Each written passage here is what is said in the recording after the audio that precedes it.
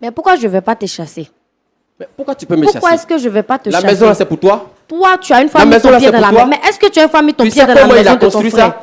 Est-ce que je sais comment il a construit? Je sais comment il a construit. J'ai souffert avec mon mari. Tu as entendu, monsieur? J'ai souffert avec mon mari. Est-ce que vous êtes venu une fois dans la maison pour venir voir comment est-ce que toi, tes neveux vont? Depuis le décès de nous, les parents, tu sais combien de fois nous on a souffert?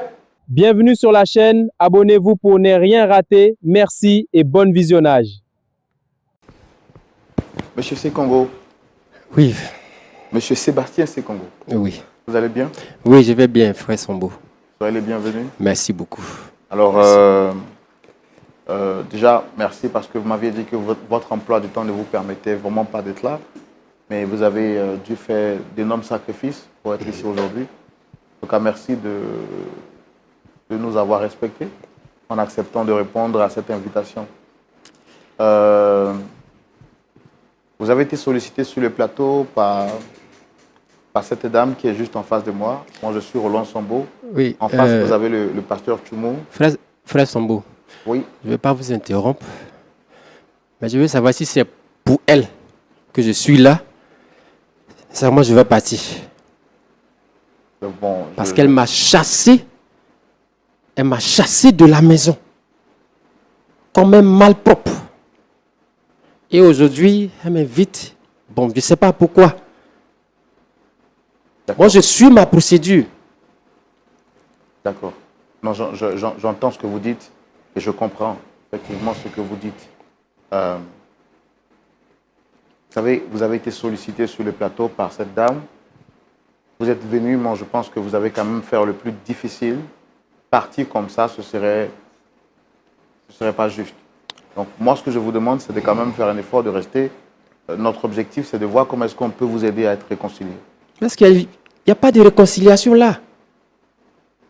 Il n'y a pas de réconciliation. Il n'y a pas de négociation. Il n'y a pas de négociation. C'est un bien familial. D'accord, d'accord.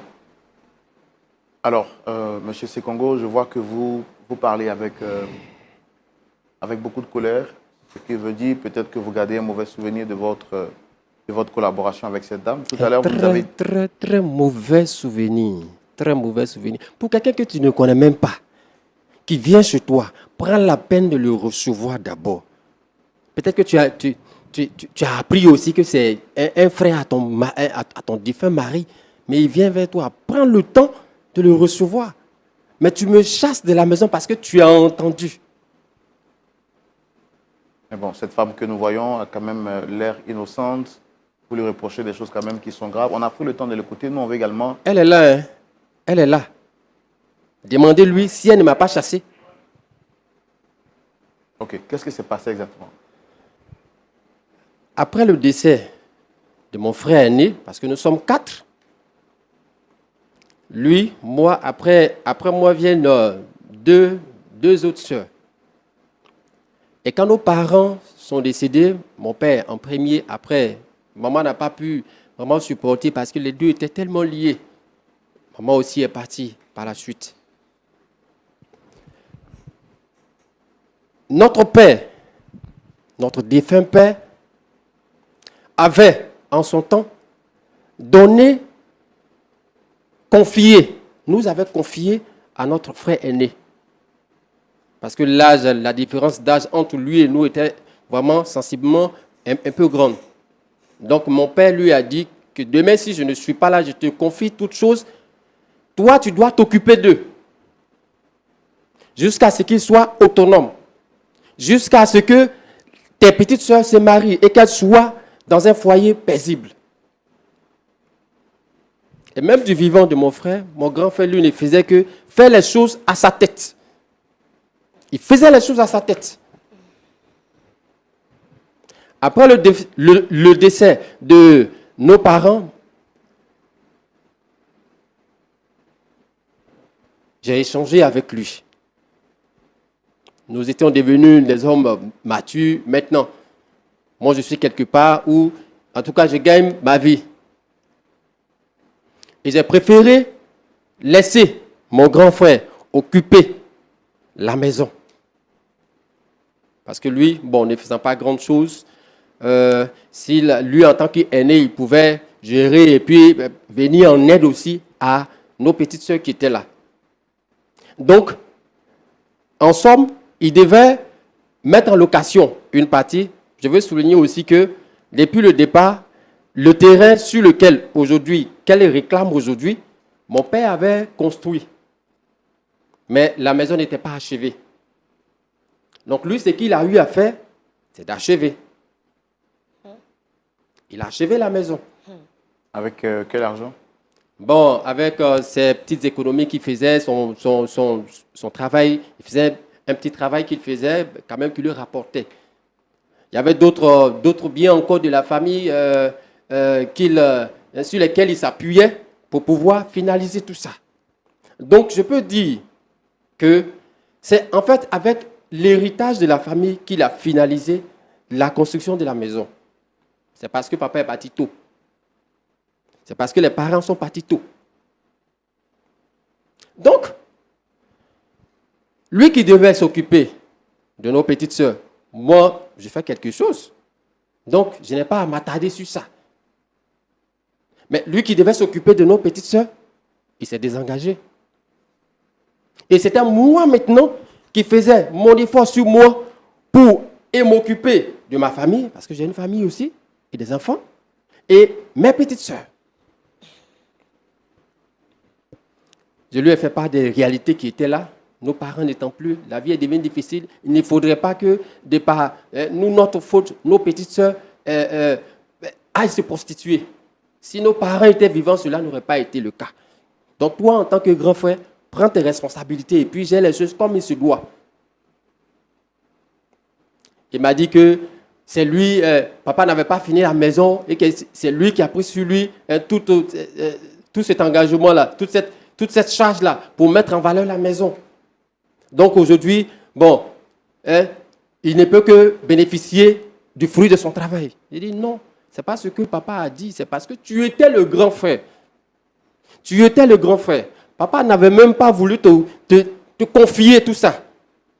Parce qu'en son temps, tu étais vraiment irresponsable. Mais comme tu étais le grand frère, il te l'a confié.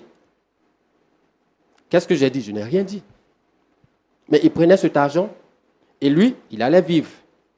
Il s'occupait de sa famille. Donc je lui ai posé la question. Bon, écoute, combien est-ce que tu as dépensé dans la construction de la maison? Tu me le dis et moi, on essaie de faire le point et sur une certaine période, tu essaies d'enlever, de soustraire ce que tu as dépensé dedans. Et après ça, on partage maintenant équitablement. Pour que ça revienne à la famille. Pour que ça revienne à la famille. Quand j'ai fait cette proposition à mon frère, il a fermé tous ses téléphones le jour qui a suivi. Je n'arrivais plus à le joindre. Aucun contact. Et c'est dans cela qu'il allait se marier. J'ai des enfants. Cet héritage-là, c'est notre héritage dont nous devons ensemble bénéficier. Mais tu t'accapares la chose, tu t'assois sur la chose et toi, tu prépares pour tes enfants. Et moi, mes enfants. Et ceux de mes frères et ceux de mes soeurs. Mes soeurs, la dernière encore va à l'école.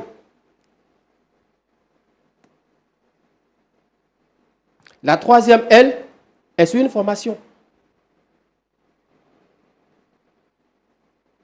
Du vivant de mon père, il a toujours été irresponsable. Et j'ai mal au cœur quand je parle aujourd'hui de lui au passé.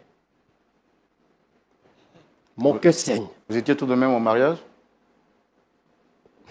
Je vous ai dit tout à l'heure que je n'étais même pas informé. Donc, je n'étais même pas au mariage. Je n'étais même pas au mariage.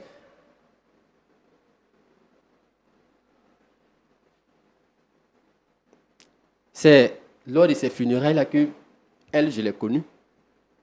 On ne me la présentait pas honnêtement, on me l'a présentée comme ça. À quel moment vous êtes allé là-bas et elle vous a mis dehors?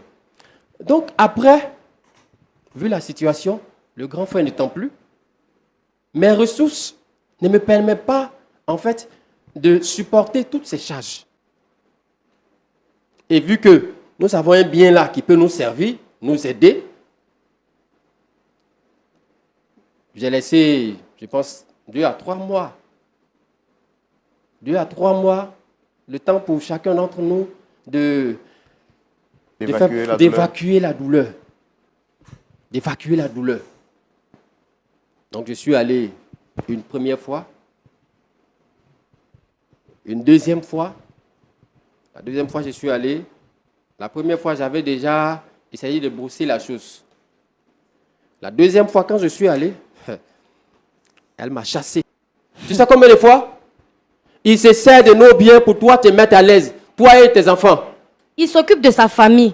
C'est de sa famille. C'est de sa famille qu'il s'occupait. Nous, on n'a pas de famille. Qu'est-ce que j'en sais, monsieur? Qu'est-ce que j'en sais? Donc, je te le dis maintenant. Qu'est-ce que j'en sais? Parce que depuis que vous étiez mariés, jamais tout ça là vous avez fait, puis vous l'avez tué. La responsabilité d'aller. C'est tout ça là vous avez fait, puis vous l'avez tué. Vous l'avez tué. Nous, on l'a tué. C'est tout ça là, le concours des familles là, c'est ça vous avez fait, puis vous l'avez tué. Nous qui l'avons tué là, nos terrains là, il faut nous laisser ça. Sorcellerie là, c'est ça vous avez fait. Il est mort maintenant. Il faut nous laisser ça. On ne peut pas vous laisser ça. On ne peut pas vous laisser. Parce que je ne sais pas ce que tu vas dire, et puis je vais te donner quelque chose dedans. Bon, tu es dehors même déjà. Les enfants là, tu as une famille aussi. Va dans ta famille.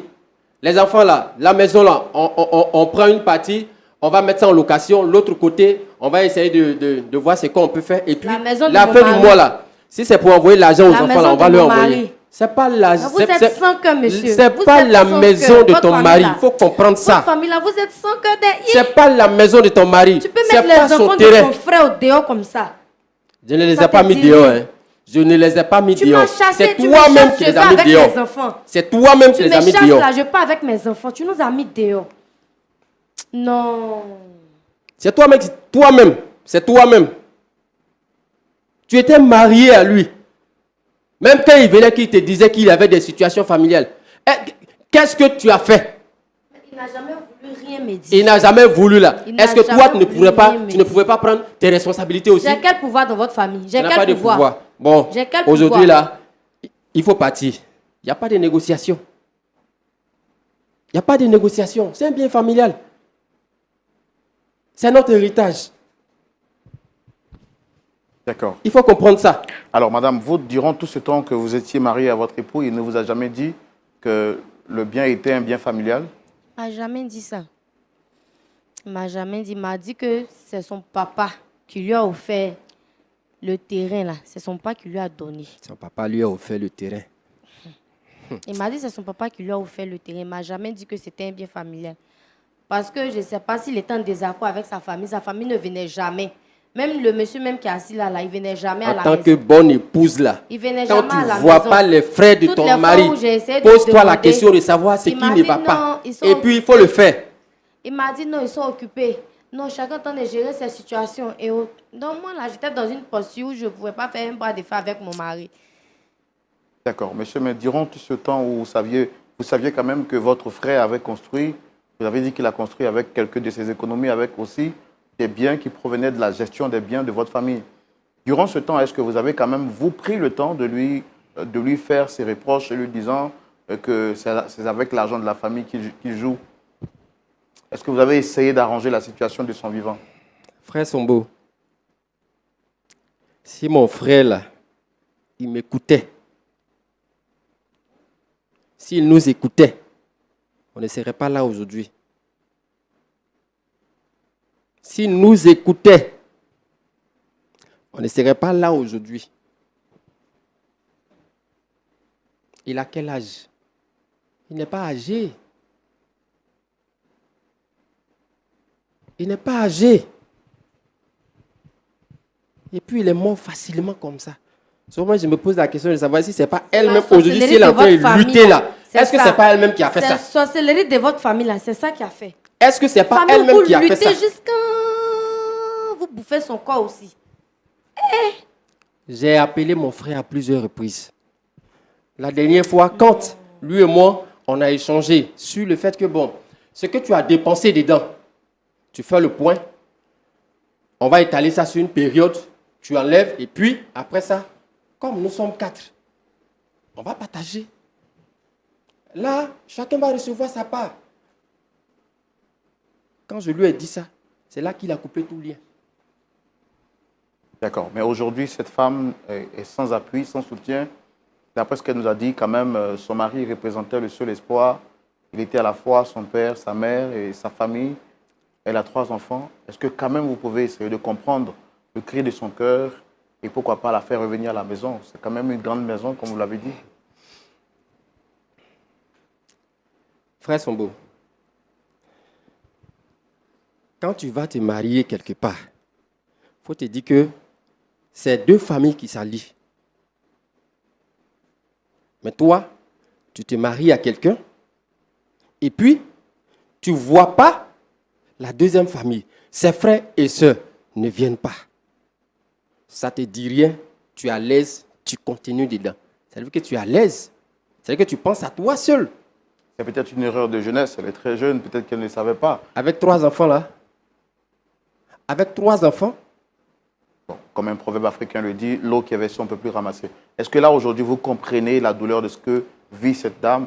Et est-ce qu'ensemble, on peut trouver un point d'accord pour que vraiment les choses puissent repartir sur de bonnes bases? un point d'accord entre elle et moi. Elle, les mêmes douleurs qu'elle a là, j'ai ça aussi. Elle, peut-être que ses parents vivent encore.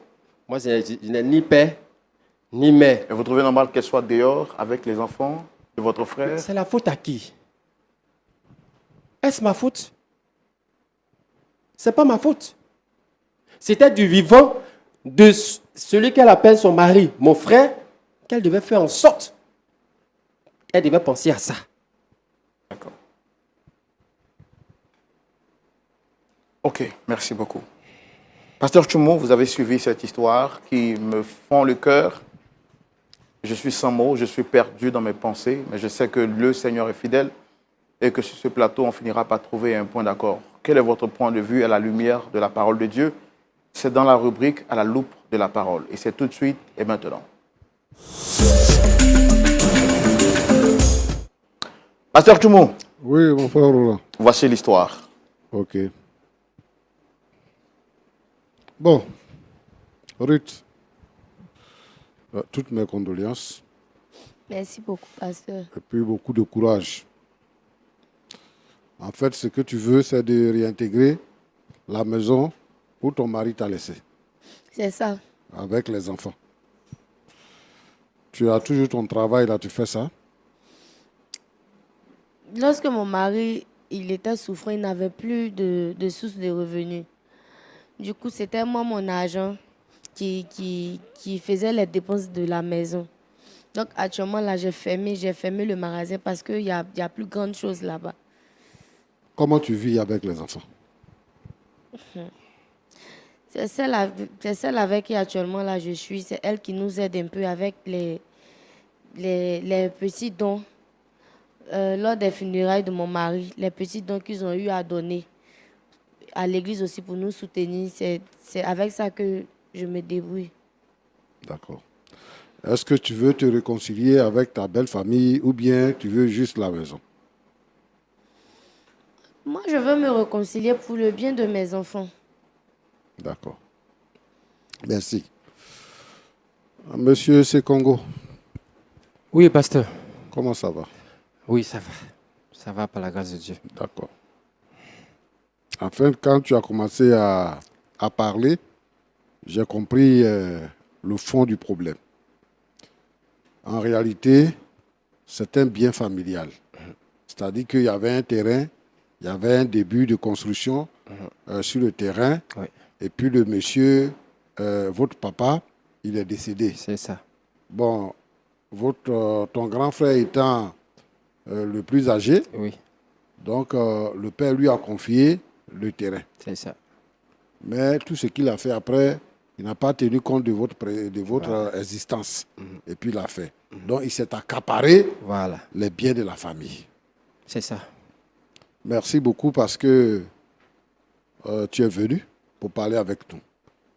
Deuxièmement, parce que tu as dit aussi que toi, tu as un travail stable et que, bon, ton frère, ce n'était pas ça.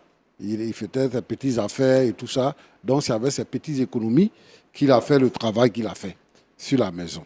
Donc, toi, tu aurais voulu lui rembourser ce qu'il a dépensé et puis maintenant faire de la maison une maison familiale, ce qui n'a pas été.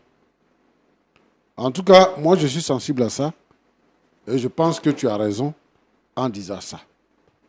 Mais la jeune dame qui est là, Ruth, qui a été la femme de ton frère, est venue nous voir pour pleurer.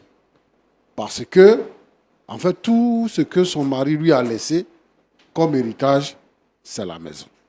C'est ça que son mari lui a laissé. Son mari lui a laissé aussi des enfants. 3 enfants. 3 enfants. Donc, avec ces 3 enfants, elle, en tant que femme, c'est difficile pour elle de pouvoir les élever seule, sans abri. En fait, c'est ça le problème. Elle est actuellement sans abri, elle habite avec une camarade. Donc, nous, ici, on ne va pas exiger que vous puissiez lui remettre la maison et tout ça. Mais ce que nous pouvons dire, c'est de plaider. Premièrement, c'est de savoir et de reconnaître qu'elle a été la femme de ton frère. Voilà. Elle a été la femme de ton frère. Et à cause de cela, elle aussi, elle a les enfants de ton frère, qui est ton grand frère. Elle a les enfants de ton grand frère. Donc, de facto, elle est membre de la famille Sekongo. Même si vous n'avez pas été impliqué, si vous n'avez pas été informé du mariage qu'elle a contracté avec votre frère, mais il s'est marié avec elle. Et ils ont fait des enfants. Donc, elle est membre de la famille. Vous avez dit, tu as dit tout à l'heure que ces 2 familles, quand il y a un mariage, c'est 2 familles qui s'allient. Mais effectivement, il y a eu des... Peut-être que toi, tu n'es pas parti au village pour la dot, mais il y a eu des membres de ta famille qui sont allés au village pour faire la dot. Donc, ce lien-là, ce côté-là a été satisfait. Donc, moi, ce que je te demande, c'est que maintenant, il y a 3 et 2 jeunes dames qui sont tes sœurs, qui sont restées dans votre famille. Et ceux-là aussi sont membres de votre famille.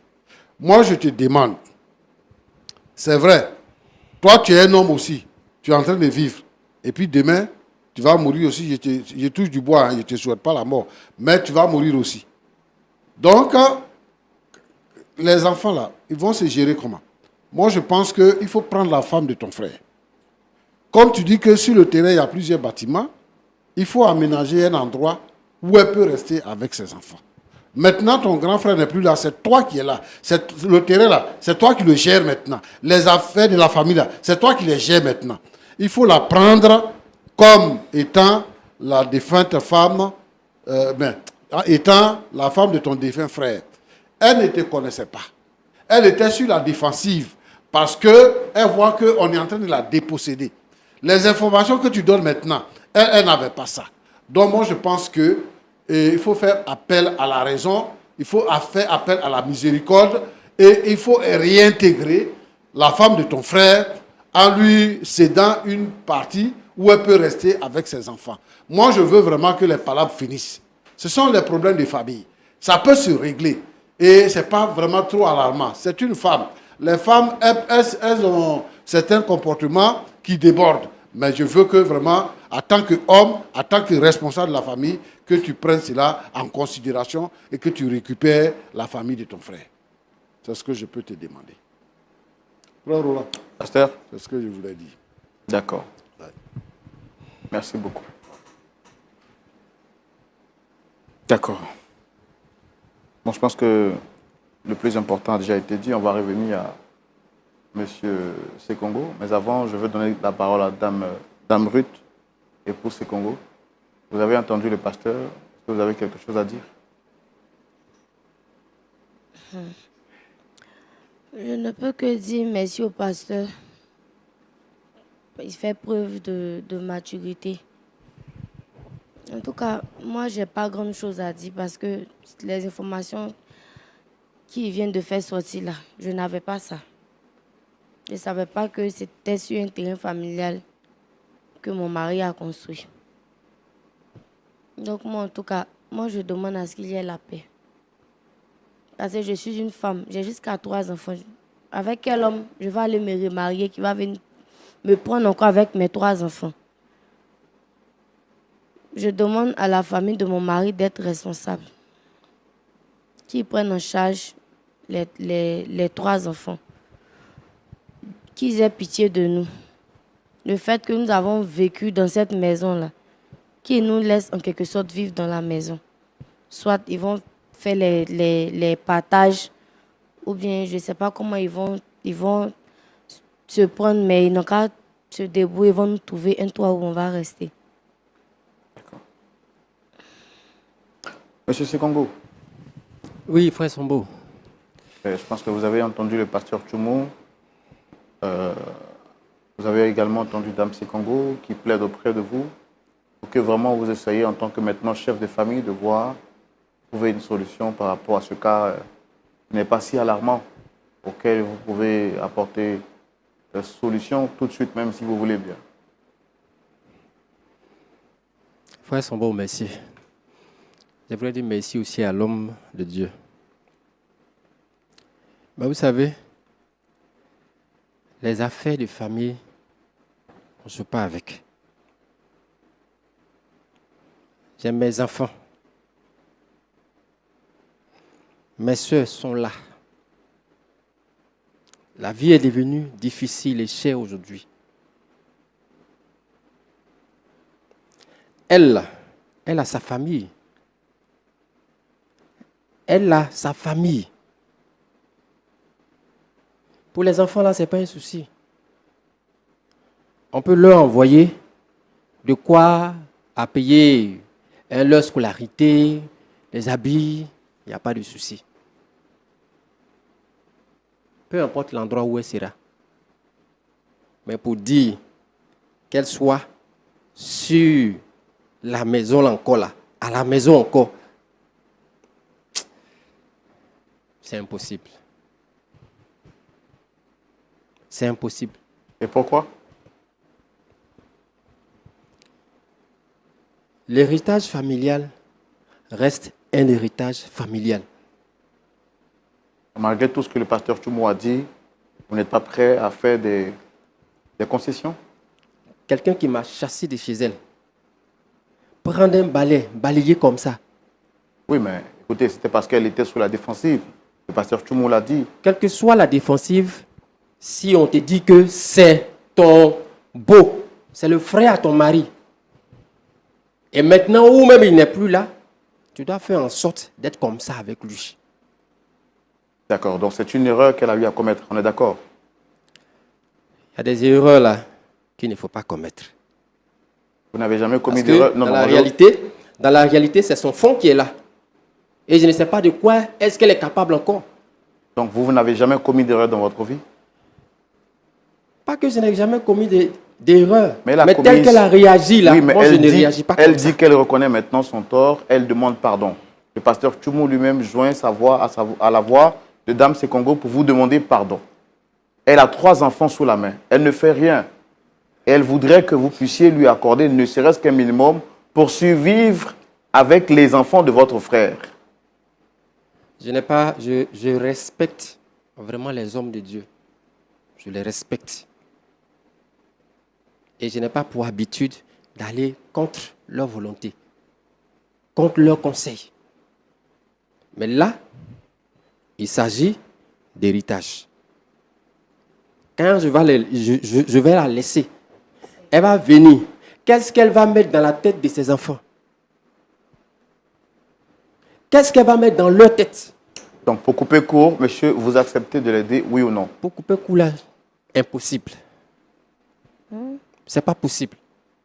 Qu'elle retourne en famille, à la fin du mois, ou bien si elle a un besoin, ou bien les enfants ont un besoin, bon, on va lui envoyer quelque chose, c'est tout.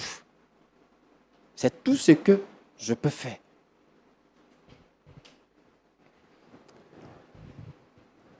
Donc finalement, c'est votre frère qui avait raison alors? Mon frère, il était têtu. il n'écoutait pas les parents. Il n'écoutait pas les parents. Frère Sombo, moi je pense que j'ai déjà coupé court. Hein. Ce n'est pas la peine. Maintenant, s'il n'y a plus d'autres choses, est-ce que je peux partir? Pasteur Tchoumou. Oui, moi je veux en fait dire quelque chose. Oui. C'est-à-dire que ici, là, on est venu sur ce plateau, c'est pour plaider. Et celle-là, elle peut être ta petite sœur. C'est vrai que ton frère l'a mariée.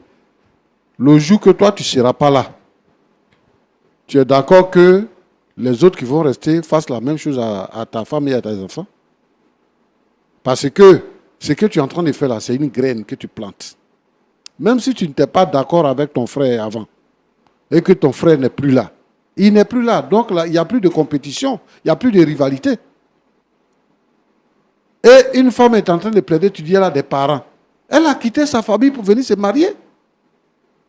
Donc toi, tu penses que tu es éternel? Ton histoire d'héritage, ça veut dire quoi? Héritage, ça veut dire quoi? Donc toi, tu veux quoi? Ton frère a fini de construire la maison, il est mort, tu chasses sa famille pour venir habiter dans la maison. C'est ça que tu appelles héritage? Mon ami, il faut te revoir. Regarde ta vie. La petite fille là, elle est en train de plaider auprès de toi, en train de pleurer. Après, tu dis, si on peut envoyer quelque chose aux enfants. C'est quel quelque chose que tu vas envoyer aux enfants? C'est quelque chose que tu vas envoyer. Quand on va quitter ici, là, tu vas partir, c'est pour ça que c'est un problème de famille. Hein. C'est pour ça qu'on parle doucement. Parce qu'elle peut porter plainte. Elle peut porter plainte. C'est pas c'est un problème de famille. Et puis on est chrétien. C'est pour ça qu'on est en train de parler doucement. Mais toi-même, il faut voir. Est-ce qu'on peut faire ça à ta fille? Tes enfants, tu es en train de parler, on peut leur faire ça. Ça va te plaire? En ce moment-là, toi, tu ne seras plus là. Ce que tu plantes là, tu récoltes. Hein. Frère Sombo. Oui, papa. Il faut lui dire hein, que ce qu'il est en train de faire là, c'est pas normal. C'est pas normal. Parce qu'on ne connaît pas demain. Il y a demain, hein. Il y a demain. Le Seigneur là, il prend soin des veuves et des orphelins. Ça, il n'a qu'à mettre ça dans sa tête.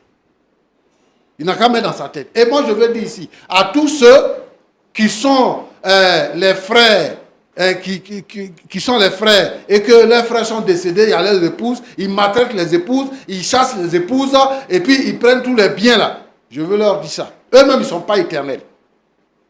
Ils n'ont qu'à essayer de mettre de l'eau dans leur vin, comme le dit avant, comme on le dit chez nous. Ils n'ont qu'à mettre de l'eau dans leur vin. Et ils n'ont qu'à récupérer la famille de leurs frères. Ils n'ont qu'à récupérer la famille. Les enfants vont grandir. Ces enfants-là, ils vont grandir. Même s'ils grandissent dans la misère, ils vont grandir. Et ce qu'il est en train de créer là, c'est une inimitié. Parce que les enfants, quand ils vont grandir là, ils vont se venger. Donc, il n'a qu'à mettre ça dans sa tête. Frère Sombo. Et peut-être qu'il ne sera plus là. Et ses enfants et les enfants de l'autre vont se combattre. Donc, il n'a qu'à bien écouter et il n'a qu'à essayer de voir comment il va prendre le sujet. C'est ce que je veux dire. D'accord. Frère Sombo. Oui. Je peux partir? Est-ce que je peux partir? Vous êtes sérieux là? Oui, je suis très sérieux. Est-ce que je peux partir? Maintenant, si vous ne dites rien, je peux me lever et puis partir.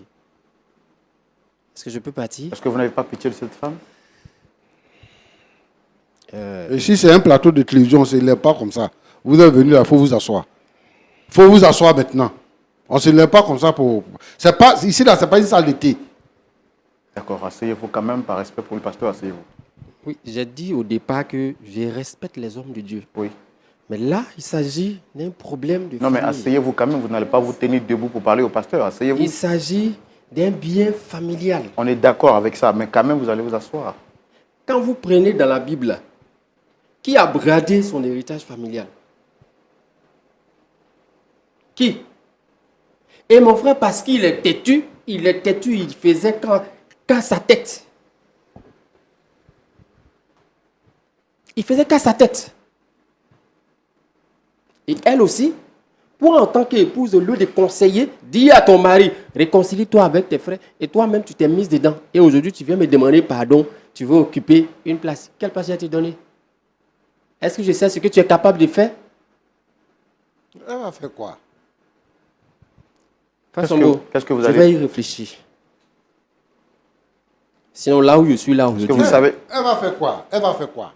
Tu penses qu'elle peut faire quoi? Tu as peur de quoi? Je ne sais même pas dans quelles conditions mon frère est mort. Je ne sais même pas dans quelles conditions il est mort. Mais si elle veut te tuer là, elle peut rester dehors pour te tuer. Si c'est ça que tu crains. Elle peut rester là où elle est pour te tuer. Mais en tout cas, je ne vais pas l'emmener à la maison. Je ne l'emmène pas à la maison.